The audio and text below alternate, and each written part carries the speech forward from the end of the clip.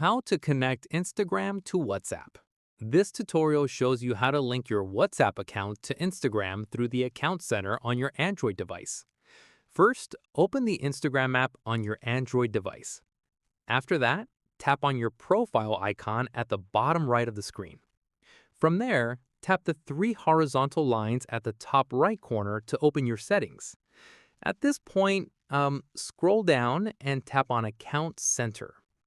In the next step, tap on Manage Accounts to see all your currently connected accounts.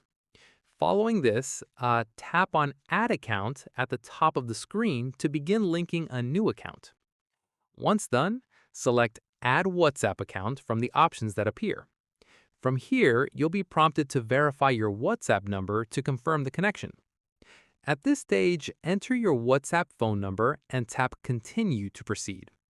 After this, WhatsApp will send the verification code to your number. Enter the code to confirm your identity. Finally, once verified, your WhatsApp account will be successfully linked to your Instagram through the Account Center. And that's it. If this guide helped you connect your Instagram to WhatsApp, give it a like, subscribe for more Instagram tutorials, and tap the bell icon for updates. See you in the next one.